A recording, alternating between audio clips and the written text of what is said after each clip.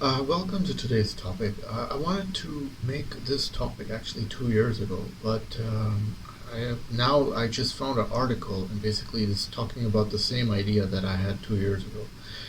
Basically, I have a 300 or 350 pound e-bike.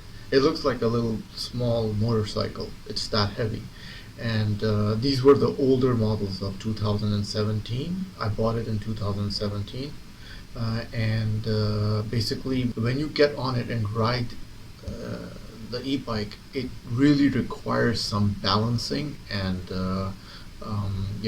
straightening out the angle and like just holding the bike in a straight form if you're standing still with your both legs on the ground. So it gives me a good workout, that bike. But mind you, these e-bikes don't give you um, a workout because they're so light. They're so less in weight. So and especially when you're driving in heavy traffic, the e-bike that I have, other cars are actually afraid of hitting my e-bike because it's so big and it's got a weight. It's got a weight value. So the cars are afraid. The car drivers are afraid that if they touch my e-bike, it will put a big dent into their body. So let's get into this article. Pedal assisted electric bikes provide a faster and more fun commute while raising breathing and heart rates enough to contribute to fitness. Does riding an electric bike to work count as an exercise and not just mode of transport? It can if you ride right, according to pragmatic new study comparing the psychological effects of e-bikes and standard road bicycles during the simulated commute. I mean, you could just ride a bicycle for anyone cares, and you can get a good workout on your legs.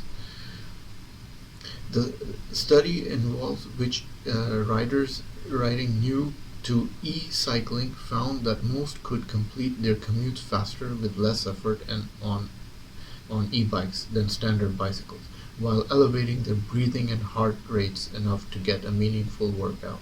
So that's pretty good. But the benefits varied depending on, to some extent, on how people's bikes were adjusted and how they adjusted to the bikes. So you have to build a relationship with your bicycle and how you ride it. The findings have particular relevance at the moment as pandemic restrictions loosen and offices reopen, and many of us consider options other than packed trains to move ourselves from our homes to elsewhere. So yeah, the pandemic is coming to a close, so people will get back to work. So you have to decide how you're going to go, by train or bus or by e-bike. And the problem with my e-bike was, I just wanted to say this, that because it's such a big bike and it has 6 batteries, so I cannot remove the batteries and recharge them. With today's e-bikes, that's not the case. You just take the battery out. It's so light. Take it up to your building apartment in the elevator and bring it down when it's recharged the next day.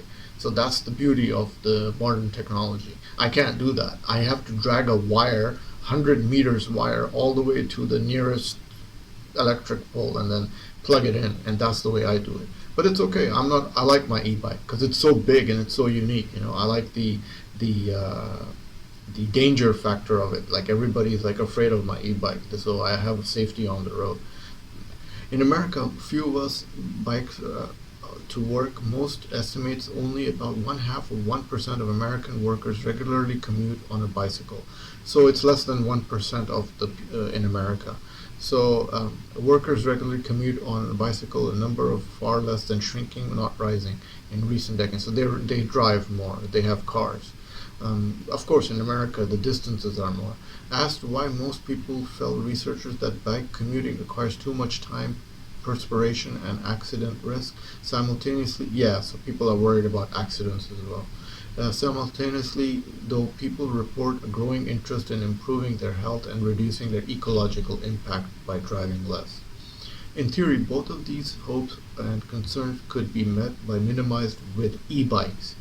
Alluring technological compromise between the standard of self-powered bicycles and scooter and e-bikes look almost like regular bikes but are fitted with battery-powered electric motors that assist pedaling, slightly juicing such stroke.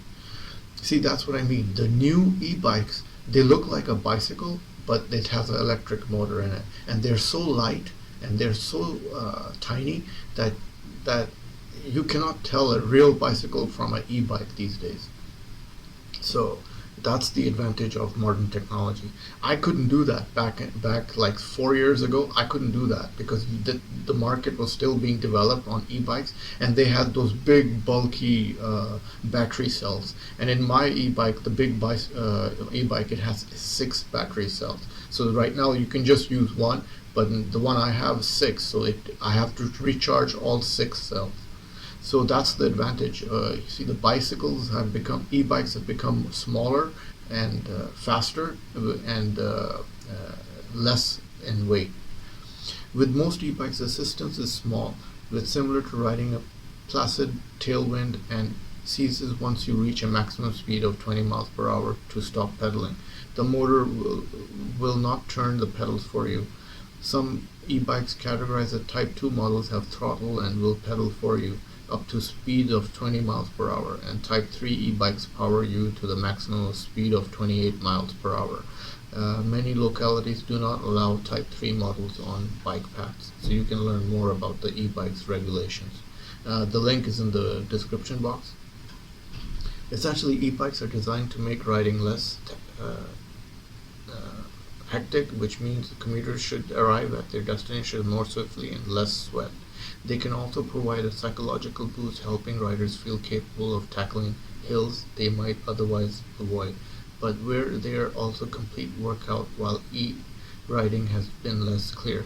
So yeah. So they're just going on about defending the thing about e-bikes and working out, and basically, it depends which e-bike you also own. If it's one of the lighter models, then you're not going to get a workout that much.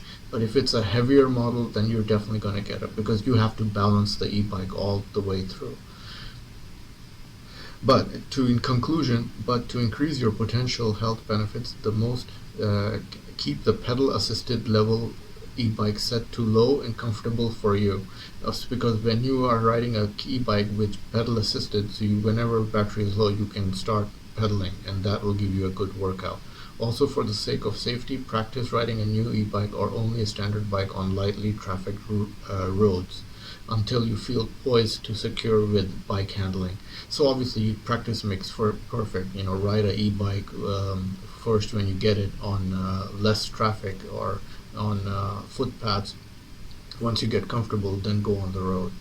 Choose your commuting route wisely, and look for the bike paths and bike lanes whenever possible, and if you need to go a little bit out of your way. I wanted to make a video on this 2 years ago, and now I finally made it. Yay! Alright. Okay, if you enjoyed the video, click the like icon. If you want to see more of the videos, click the red button, and see you next time. Ta-ta from Shazi.